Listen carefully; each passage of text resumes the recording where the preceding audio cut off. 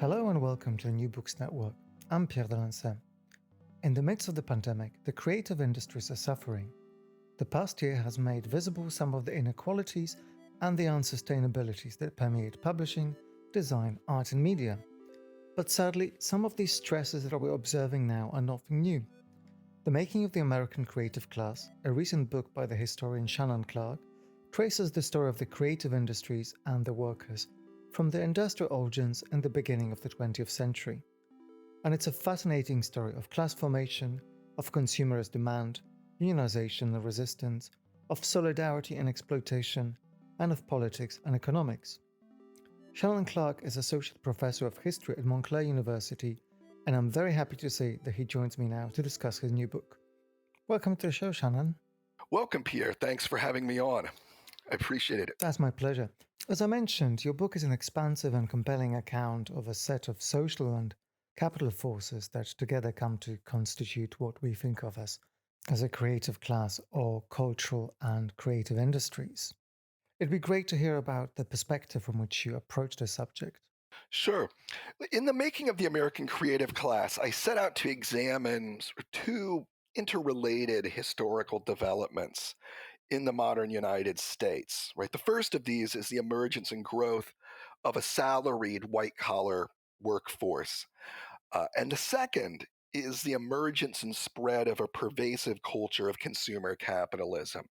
And in New York City, where most of the book is set, these two trends intersect to a greater degree than anywhere else into the United States. So, to the extent that the book can be seen as sort of a community focused book, a book that's focused on New York City, right, there's a very logical reason that I made that choice. It's because these two social trends, right, the growth of what's sometimes described as a new middle class of salaried white collar employees, clerical employees, but also technical and professional employees, right, intersects with the growth of America's culture of consumer capitalism, right? And the specific groups of workers that I focus on, white collar workers in advertising, in publishing, in broadcasting, and in industrial design are themselves, at the intersection of these two sort of major defining social trends in the history of the 20th century United States. These culture industries come, in the early decades of the 20th century to define a middle class standard of living, right, that is being promoted in advertising, right, and throughout the advertising supported media, in newspapers, in mass circulation magazines, right, with the advent of commercial radio broadcasting in the United States in the 1920s, even with the advent of industrial design as a profession in the last years of the 1920s, products become advertisements for themselves in a sense, through the application of various types of modernistic, innovative, aesthetic strategies into the design process. But even within the culture industries themselves, many of the people who are working to create these sort of images of consumer abundance are not themselves actually earning enough money to live at the standard of living that's being promoted. The inequality economically during the 1920s also makes it difficult for a larger segment of the American population to live up to that standard of living. Um, Ultimately, too few Americans have the purchasing power to enjoy the standard of living that's being set forth within the culture of consumer capitalism. And that mismatch is ultimately what precipitates the onset of the Great Depression in the United States and contributes to its duration and its severity. So it's that crisis of consumer capitalism that leads to a sort of a more rapid deterioration of conditions within the culture industries themselves that radicalizes many of the white collar workers who are employed throughout New York's culture industries. And that contributes to sort of a new kind of class consciousness taking shape amongst many of these white collar workers that leads to their union organizing efforts during the 1930s and the 1940s, that leads them to try to develop alternative media projects that will function and operate on a different basis than most existing entities that are part of the culture industries. And it's also this process of radicalization in response to the Great Depression that leads to demands for public support for arts and culture, which culminates in the various New Deal cultural programs. Well, let's get to the New Deal and the WPA in a moment, but I think it's worth for a moment dwelling on some of the labor struggles and the union histories of the creative industry, of journalists, of artists, and designers. So I was struck really early on in the book that we get relatively little of the kind of glamour of the creative industry that one could have expected. Even before the onset of the Great Depression, there are increasing pressures within American industry at large and also within the culture industry specifically to rationalize the use of various kinds of white collar labor.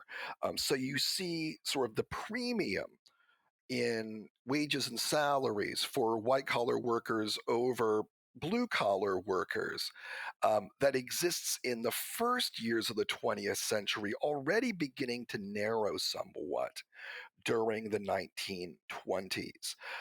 There aren't really too many technological quick fixes, but employers are already looking for ways to try to figure out how they can sort of limit the use of or spend less money on certain kinds of white collar work, right? So there's a process of rationalization, of intensification of the labor process, of greater division of labor where that's feasible, and introduction of new kinds of labor saving technology where feasible. Although again, the opportunities to do that in the 1920s are somewhat limited, right? So these processes um, are already underway prior to the onset of the Great Depression, where increases in wages and salaries for various categories of white collar workers,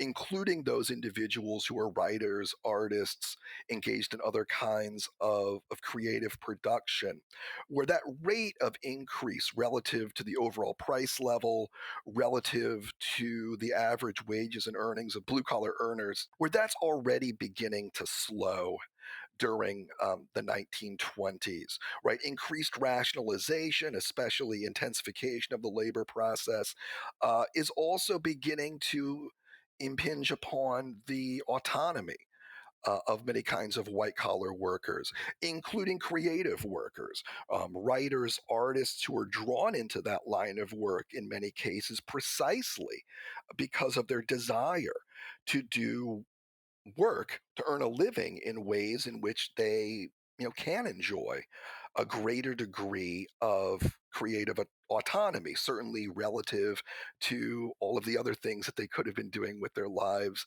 to be earning a living during the early years of the 20th century. Conditions deteriorate rapidly with the onset of the Great Depression. The culture industries in the United States by this point are fully dependent on advertising. Advertising agencies are essentially the great patrons of the top circulating newspapers and magazines in the United States, and they're the patrons of the burgeoning system of network consumer radio, which has already become very quickly instantiated in the United States during the late 1920s. And the curtailment of advertising expenditures in the first years of the 1930s results in massive layoffs and also massive reductions in salary for those writers and artists and other members of the creative class who are able to keep their jobs, right? And so that's leads to a greater degree of radicalization, which results in the that's the spark that leads to the organizing of these various unions within the culture industries, the newspaper guild, and the various other creative unions that end up being part of the United Office and Professional Workers of America, and other groups of cultural workers who end up under the umbrella of the Congress of Industrial Organizations, the CIO, in one way or another, or that end up, aligned with other uh, parts of the American labor movement. So, one of the key drivers of the creative economy, the first half of the 20th century, is the advertising industry, and it becomes incredibly dominant. So, it would be good to understand the scale of this operation and the shock that the economic downturn may have caused to it. This is an industry that expands tremendously in beginning in the late 19th century and especially after the turn of the 20th century to meet the needs of corporate clients. Um, the total volume of expenditures increases significantly, um, and the other culture industries become dependent on advertising. By the 1920s, advertising revenue accounts for between two-thirds and three-quarters of the total revenue of most mass circulation newspapers and magazines, which is why the contraction of advertising expenditure in the years between 1929 and approximately 1933 is such a shock.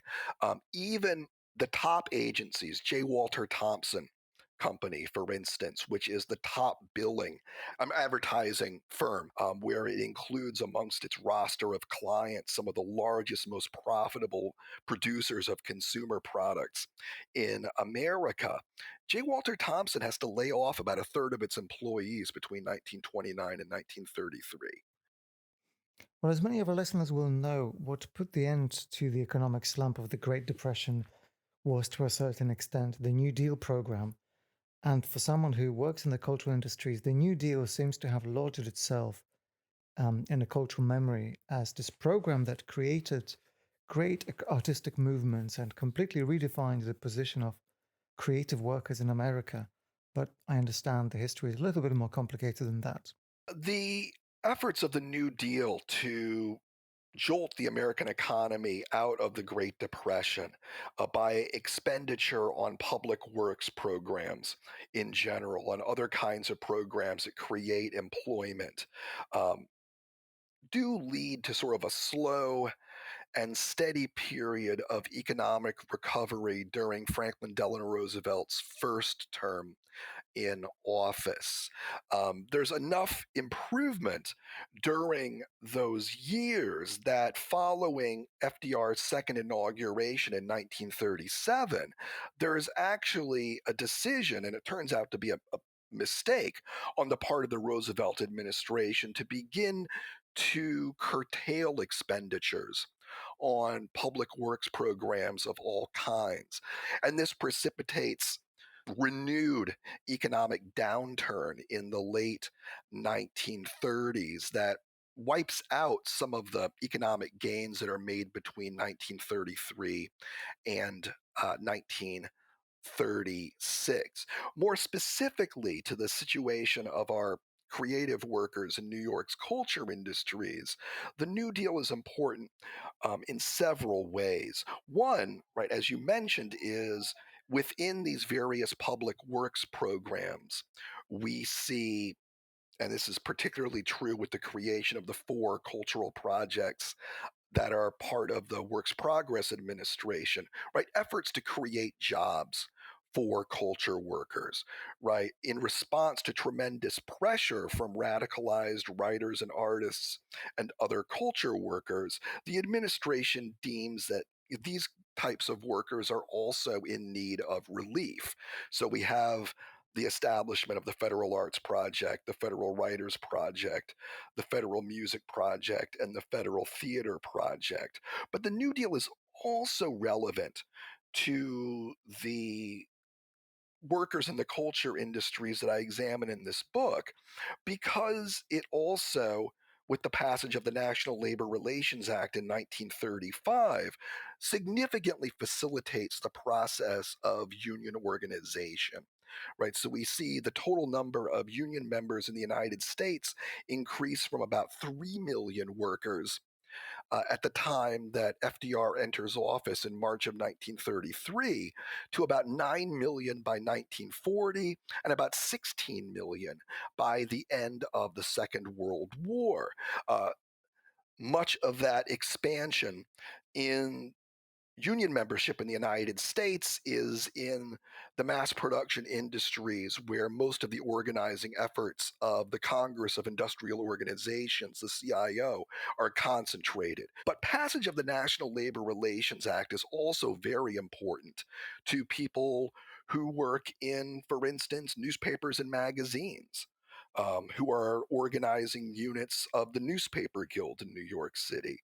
And it's important for other groups of workers who are also forming unions in New York's culture industries during this time. So the New Deal is doubly important. It's important by establishing a particular models of public patronage for the arts and for cultural production more generally. But the New Deal is also important because of the ways in which labor law is dramatically transformed in the United States under the New Deal, which creates opportunities for workers who've been radicalized by the hardships of the Depression to come together, to engage in collective action that they believe is going to result in shorter hours and higher pay, but that's also they believe going to create more opportunities for individual creative autonomy, right? So there's this tension here, this a desire to have more creative autonomy, but the conviction that it's actually going to be through collective endeavor, through organizing, through forming unions, that they're going to obtain not just a better salary, not just going to obtain a grievance procedure in the workplace, but actually conditions under which they can have greater autonomy, greater control over the art, over the culture that they produce. Well, I'm glad to report that the tension between artistic autonomy and economic stability continues blissfully unresolved until today.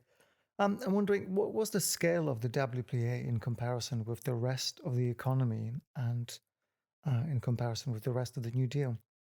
The WPAs is created in the summer of 1935 when employment on those four projects is at its peak. There's about 45,000 employees on those four projects total. On the federal arts project specifically, employment peaks out during this period at about a little bit over 5,000 artists who are on the federal art project. Uh, 45,000 individuals is a small figure relative to the millions of individuals who are employed by the WPA. But 45,000 is actually a pretty large slice out of the total number of cultural workers. By 1936, the federal government is employing somewhere between 1 out of 6 and 1 out of 5 of all people broadly defined who are engaged in uh, cultural work or work within the culture industries at that time. From that perspective, I think we can see that the arts projects of the New Deal represent a fairly significant intervention. Well, there certainly are some significant legacies of the WPA project. So let's talk about one. You describe in the book quite extensively the Design Laboratory, which is a school set up in New York under the auspices of the WPA. Sure, I think the design laboratory exemplifies some of the potential and also the pitfalls of the public arts programs of the New Deal. And it also is a way of examining some of these processes by which uh, members of the creative class are radicalized during the Great Depression. So the design laboratory was opened in December of 1935 as part of the Federal Arts Project's activities in New York City. And it was the first comprehensive school of modernist design in the United States that was open to general enrollment.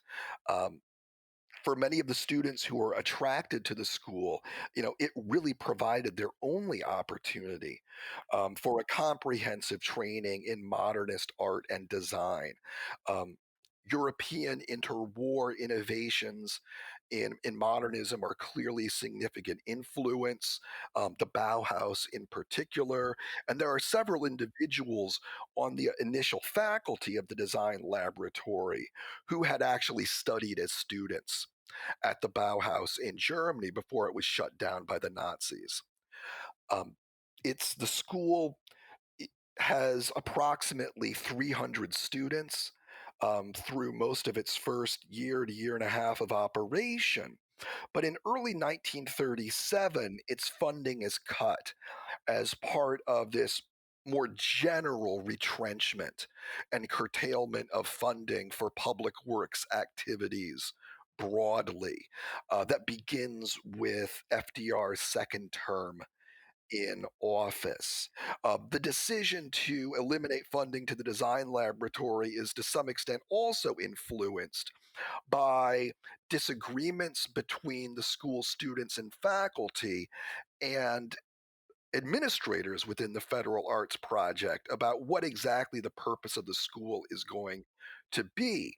Some of the administrators in the Federal Arts Project think that the design laboratory is going to function as a training school, and that people who are able to, have several semesters of this innovative um, modernist art education that's available through the design laboratory are then going to be dispatched to work on community arts projects and other federal arts projects endeavors in more geographically dispersed and isolated parts of the United States.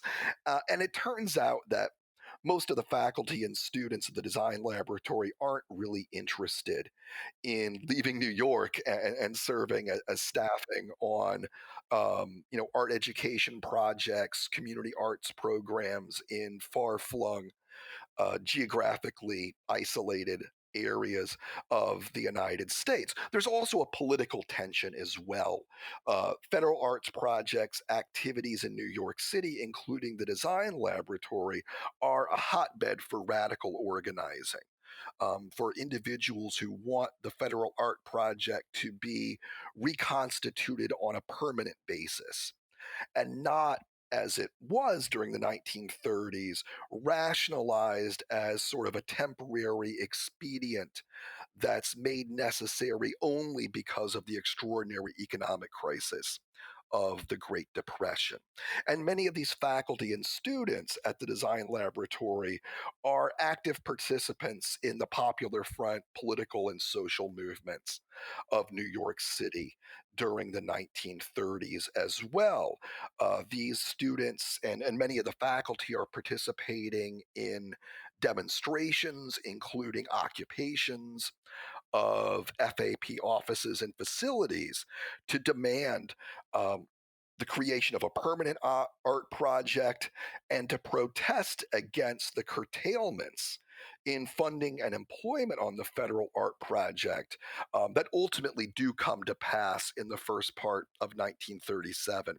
When the school's funding is cut, it's reorganized as a cooperative school that's independent of the federal government and that's actually sponsored by one of these militant radical white collar unions, a union called the Federation of Architects, Engineers, Chemists, and Technicians, the FAECT, which is one of the white collar unions that is affiliated with the CIO. during the 1930s and 1940s, right? And then the school continues for a while under union sponsorship and then enters a third and final phase in 1938 and 39, in which it's run as an independent cooperative without any kind of institutional base of support. It's during this third phase that we see some of the most innovative work coming out of the laboratory, both in terms of curriculum and pedagogy and in terms of actual design output. Uh, but it's financially unstable, and ultimately the design laboratory closes in 1940. But its faculty and students then disperse throughout the United States and throughout the culture industries. In many cases, at the universities and art schools that they go to join, they're introducing for the first time some of the modernist innovations in curriculum and pedagogy that are first developed within the design laboratory. And students also go on to have successful careers as commercial designers in the post war United States. So even though the school is only in existence for approximately 5 years, it has a significant lasting influence. Right, it looks like ironic that the FPA, by shutting down the design laboratory, actually managed to achieve its goal of spreading this new type of knowledge around the country. But we talked about the WPA, and I'm wondering what was happening within the mainstream and commercial media enterprises around the same time, that is, in the sector that was not supported by the New Deal. Well, the media enterprises themselves are the owners and executives of these firms are uniformly hostile towards the emergence and then the expansion and strengthening of unions within the culture industries. When the National Labor Relations Act is first passed in 1935, media firms immediately seek to be exempt from this new labor law. They seek exemption on the basis of the First Amendment. They argue that right the sort of freedom of media enterprises to publish or broadcast what they like, which is really what the owners and managers like, that's fundamentally going to be compromised if they have to recognize a union, if they have to follow a union contract with regard to, for instance, seniority. So immediately, the media firms make clear their hostility to unionization within their own workforce. Ultimately, these struggles are not successful. When the Supreme Court of the United States, in a series of cases in the spring of 1937, upholds the constitutionality of the National Labor Relations Act, one of those cases involves a lawsuit from the Associated Press. But the resistance continues during the Second World War, when another labor agency is created, the National War Labor Board, to mediate labor disputes during wartime to make sure that there's no interruption in production as a result of strike activity. For instance, one of the things that the National War Labor Board does is it begins to insert actual language into collective bargaining agreements that compels union membership. And media enterprises resist this forcefully as well. In the context of the Second World War, it's actually Time Incorporated, one of the largest national media enterprises in the United States, under its founder and publisher, Henry Luce, that has tremendous influence. And it's at the forefront of fighting with the federal government during the 1940s against the wartime labor board's determination that any person who's working in the editorial departments of Time Incorporated, right, working on the magazines, working on the radio and film content that Time also produces, that they have to belong to the newspaper guild. So these media employers don't just cover the labor movement from afar. The ways in which these employers report on what's going on in the auto industry, what's going on in the steel industry with union organizing, is directly influenced by their own increasingly adversarial relationship with the white collar unions in the culture industry, right? So essentially, there's sort of these internal divisions within the media that are also influencing decisions that managing editors and executives are making about how to cover the larger political landscape and the larger landscape of labor organizing in the United States during the 1930s and 1940s. Well, this timeline, of course, brings us to the Second World War. And I'm wondering how the creative industries survived the event in any shape at all. Right, the Second World War, even though it's a global catastrophe for most of the human population on this planet, brings an end to the Great Depression in the United States. It achieves economically what the New Deal could not. It ends mass unemployment and federal expenditure in the United States on the war effort completely dwarfs um, spending on New Deal public works programs. One thing that we see immediately is that workers in the culture industries return to the offensive. Um, the end of the 1930s sees something of a lull in union activity, but the resumption of economic growth and the pretty rapid decline in unemployment creates um, a tightening in the labor market. And unions across the board in the United States use this as an opportunity to resume organizational growth after this sort of brief hiatus at the end of the 1930s. And the unions in New York's culture industries are part of this more general pattern.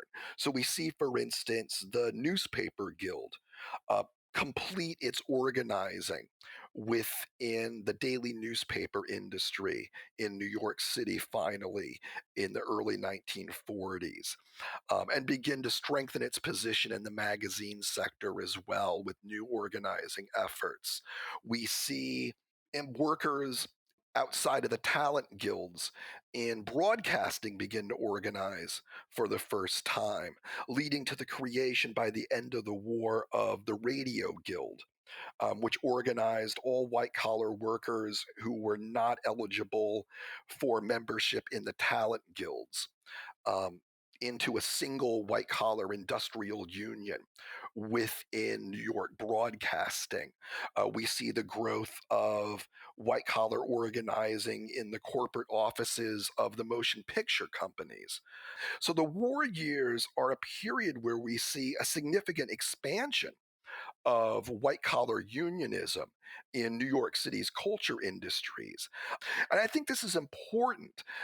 This sort of new class consciousness amongst these white collar workers in the culture industries is not just sort of an aberrant response to the extreme hardship of the 1930s. We see with the growth of unionism in a strong economic environment during the 1940s that some kind of collective consciousness amongst these white collar workers in the culture industries that this is actually something that is sinking deeper and deeper roots, that it's actually becoming more instantiated within sort of the everyday work practices of writers, of artists, of the clerical workers who are doing support jobs within media firms, for instance, during these years. At the same time, there is sort of a conservative backlash that is also beginning to generate during the Second World War. So that by the war's end, the United States finds itself in a very politically polarized situation, where on the one hand, the Union movement is larger and stronger than it's ever been in American history. but that there's also a considerable backlash from those groups that are outside of union growth and that see um, the improvements in conditions for union members as coming at their expense. And this is especially a salient tension amongst white collar workers, where white collar unions expand significantly during the 1940s, but still represent a very small percentage of total white collar employment in the United States by 1945 and 1946. So it's these white collar workers who are not yet organized, who are sort of left out of white collar union growth during the 1940s, who are often inclined to see um, their stagnant standard of living during the war years as being the direct result, as coming at the sort of at the expense of the material gains that are enjoyed by unionized workers during the war years. So, this tension that you highlight now brings me to another aspect of um, the wartime in the US, which is that it highlighted a preponderance of communist attitudes and communist views at play in the union movement in the US. Was this also something that affected the creative industries and their unions?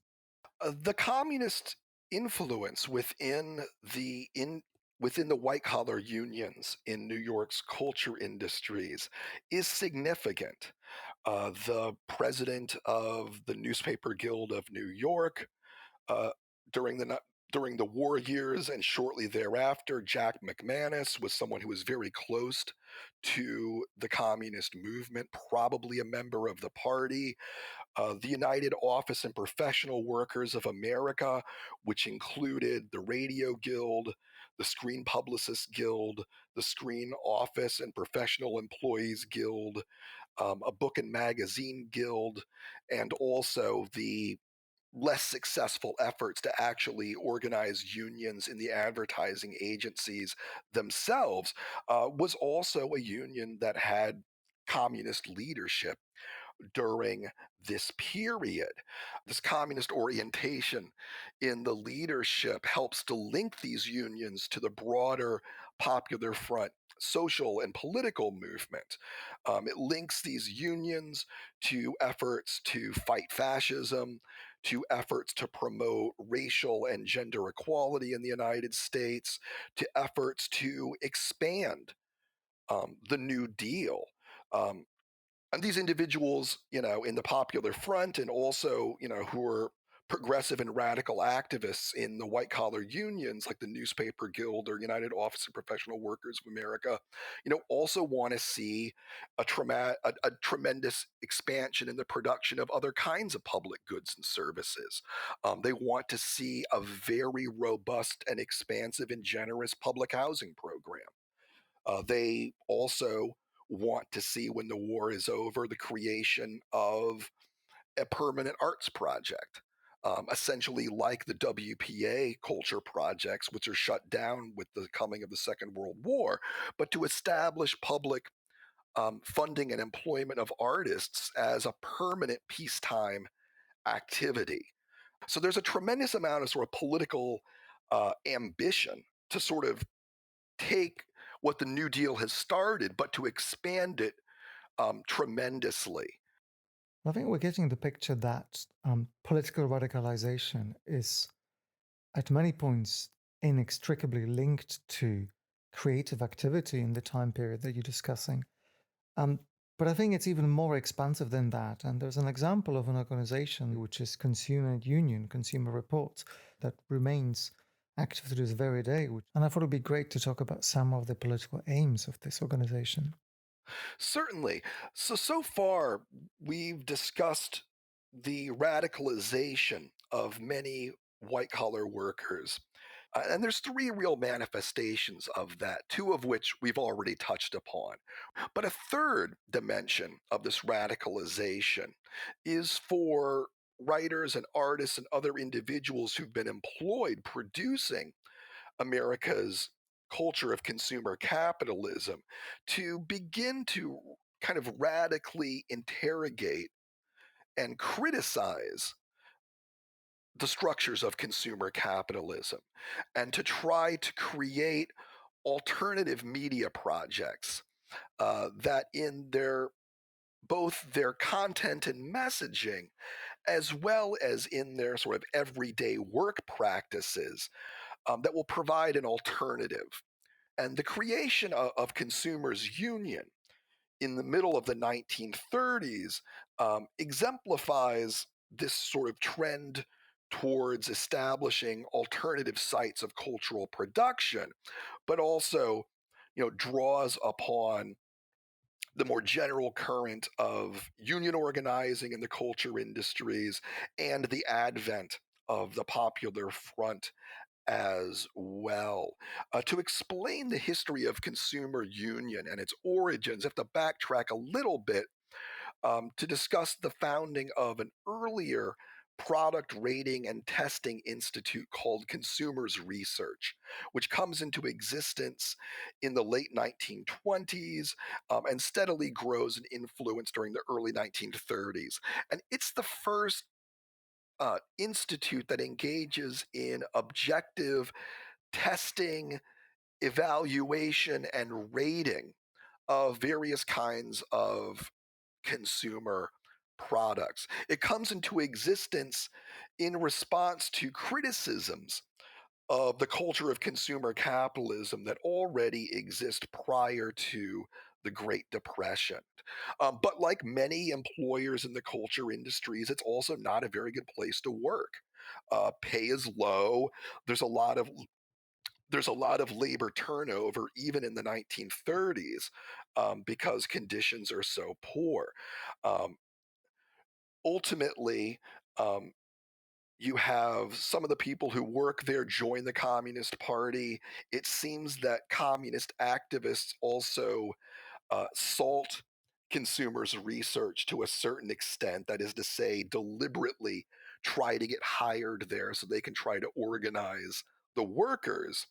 And this leads to a strike at Consumers Research that begins in the fall of 1935. And it's one of the first, there'll be many in subsequent years, but it's one of the first actual strikes that's carried out by white collar workers who were engaged in the production of culture. And the strike ultimately results not in a contract with Consumers Research, but essentially a kind of secession. Where most of the strikers leave, and with the backing of progressives and leftists in the labor movement and in the Popular Front movement more generally, established this new organization called Consumers Union at the beginning of 1936. An organization that still exists today, albeit with a very different kind of political orientation than Consumers Union had during its first 15 or so years of existence. It tries to be a model for organized cultural work. It immediately signs a contract with the Book and Magazine Guild, which will become a division of the United Office and Professional Workers of America. Tries to be sort of internally a model of sort of more autonomous worker directed, um, you know, creative work, and also to function, in alliance with the labor movement, but also to provide an absolutely scathing critique of advertising and consumer capitalism generally. By the end of the 1930s, Consumers Union is being attacked by more conservative publishers that it has called out um, over the years, um, including the Hearst Corporation, one of the largest media enterprises in the mid 20th century United States. And the Hearst Corporation is able to use its influence with the newly created, or really sort of the predecessor of the House Committee on Un American Activities, headed by Texas Congressman and notorious anti communist Martin Dies, that begins to explicitly attack Consumers Union. So that in 1939 and again in 1944, Consumers Union is officially cited by this House investigative committee as being a communist influenced subversive organization because of its, again, scathing, penetrating critiques of advertising, which is cast as being fundamentally fraudulent and misleading, by its attacks on the idea of having consumer brands. Consumer Union during this period advocates the production of graded generic products. Well, this is a set of images that I was very grateful for in the book because it shows that the creative industries do indeed have a lot of power to influence the society around them in multiple ways, but also got a sense that some of the critiques of capitalism somehow ultimately also led to the ultimate decline of the creative industries in New York, um, despite the fact that the 1950s and the 1960s sort of saw a rebirth of the American economy. Well, the first you have to, I think, take into account the impact of the Cold War, which is, driven by opposition to communism, but is also a way of trying to dramatically weaken, if not eliminate altogether, this adversarial subculture that's developed within New York's culture industries during the 1930s and 1940s. Anti communist attacks, taking advantage of provisions of a new labor law, the Taft Hartley Act, that's passed in 1947, a legislation that sort of limits the organizing and limits the rights of labor unions. Um, that this is a very effective tool. One of the provisions of the Taft Hartley Act is that all unions officers must be able to sign anti communist affidavits in order for their unions to continue to access the services of the National Labor Relations Board. This creates quite a quandary for these left led unions in New York's culture industries. The United Office and Professional Workers of America ultimately tries to resist the anti communist provisions of the Taft Hartley Act and finds that in the process it's destroyed essentially. The Radio Guild, the Book and Magazine Guild, the Advertising Guild, the Screen Publicists Guild are largely destroyed. So the unions themselves are in a weaker position in the 1950s, 1960s, 1970s to advocate for the interests of white collar workers of various types in New York's culture industries during the post war period. On the one hand, the post war years are a period of tremendous prosperity. Uh, Advertising expenditures increase dramatically, right? That patronage is just flowing out into the rest of the culture industries, right? Improving profits for newspapers, for magazines.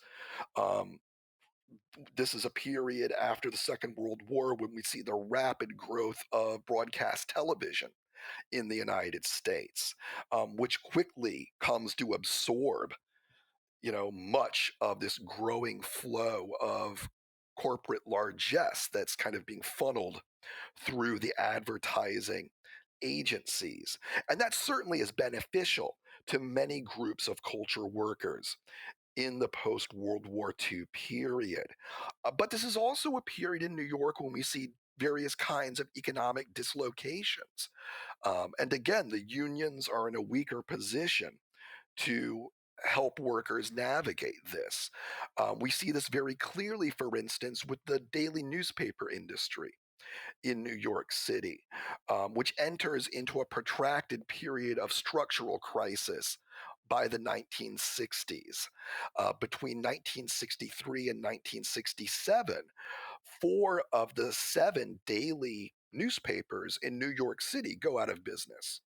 Right, which results in thousands of layoffs. The television industry, which has its birth really in New York City, which is the point of origination for most primetime network broadcasting, In the earliest years of television, in the late 1940s and the early 1950s, that industry relocates to largely to Southern California. So even though the post-war period is prosperous generally, and even though, large and growing sums of advertising expenditure are flowing into the culture industries, in many fields within New York City, we begin to see declining employment or insecure employment um, in the midst of this prosperity during the 1960s, certainly.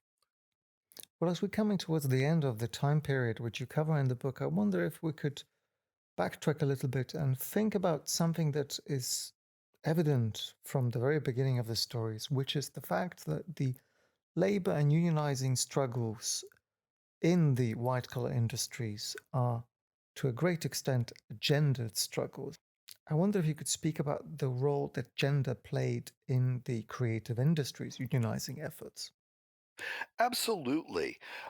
Women are essential to organizing many of the white collar unions that I examine in the making of the American creative class. Women predominate in clerical occupations by the 1930s, but because of pervasive sex discrimination, find their opportunities to be promoted or hired into more creative jobs, jobs as writers, as editors, as photographers, as artists of other kinds of creative work. That these opportunities are largely closed off, and that even within the clerical jobs, within publishing firms, broadcasters, other kinds of media firms, other kinds of culture industry firms, that sex discrimination and sexism are used to keep those wages low. So there's kind of a perception of an overlap between gender discrimination and their everyday lived experience of class within the workplace. Um, so you have these women who are being radicalized, many of whom are involved with other kinds of activities of the popular front, who are also taking a leading role in organizing not all, but many of the unions within New York City's culture industries during the 1930s and 1940s. Um, this sort of first wave of popular front labor feminism reaches its peak during the middle of the 1940s, when you begin to have at some workplaces significant numbers of women who are organizers, who are active in collective bargaining, and who begin um, with limited success, but who begin to try to use the union as ways to actually institute enforceable programs to guarantee equal employment opportunity for women in the workplace. The success in addressing gender discrimination during this period is somewhat limited, but the desire to do so is a very strong motivating factor, right? That pulls women into these unions, right? Who see them as a way of advancing the cause of gender equity and equal employment opportunity. When we see a resurgence in feminist activism amongst workers within the culture industries in the late 1960s and early 1970s. In many instances, these women end up having to sort of reinvent labor feminism. The historical memory of left wing women's activism through the white collar unions, through the Popular Front, in the culture industries during the 1930s and 1940s is sort of largely lost to them. But again, this is one of the legacies of the Cold War and anti communism in the United States. Um, you begin to see feminists in publishing, especially, but also in broadcasting and other fields during the 1970s, um, begin to actually revitalize some of the unions in New York's culture industries. But they're doing so at a moment when the long period of post World War II prosperity in the United States is coming to an end. Well, my last question I thought would be unfair to ask of a historian, but you did just mention the historical memory that needs to be reproduced time and time again in labor struggles. So I want to ask you about your prognosis and your reflection about the kind of crisis moments that the creative industries are experiencing right now, not least due to the pandemic. I think when we try to analyze the current situation and how the lessons of the 20th century culture industry workers might apply, I think we need to distinguish between sort of the proximate crises of cultural production in the world, in 2021, and certain longer term structural changes as well. One of these, you know, is increased economic inequality and the diminished purchasing power of a significant portion of the consuming public. And here we can definitely draw parallels between the early 21st century and the situation that precipitated the onset of the Great Depression in the 1930s, which was in many ways a crisis of consumer capitalism, a crisis uh, caused and sustained by the inadequacy of mass consumer demand in a situation where you had a highly unequal distribution of national income. Certainly, we're in a similar situation today. But some of the structural factors that we confront presently are unique.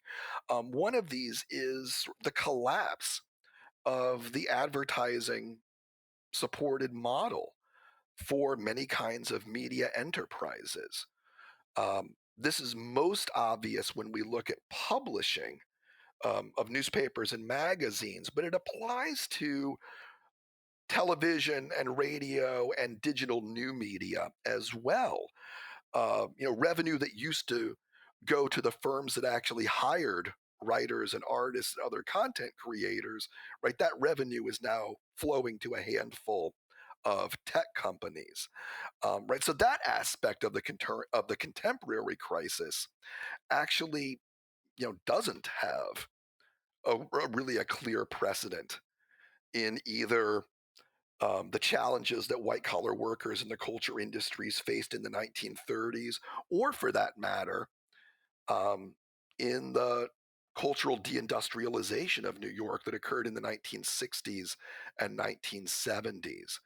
But I think some of the broader lessons definitely still apply. The relevance of organizing, the importance of forming unions and engaging in collective bargaining with employers. Again, not just to provide better pay, more stable working conditions for writers and artists and other members of the creative class, which is obviously important, but also to establish more creative autonomy. Again, um, to use collective action as a way to actually create conditions of more individual fulfillment. Well, I'll certainly say hooray to that. What a fantastic and optimistic moment to end on. Shannon, thank you very much for joining me today. Well, thank you. It's been a real pleasure to discuss the book with you today.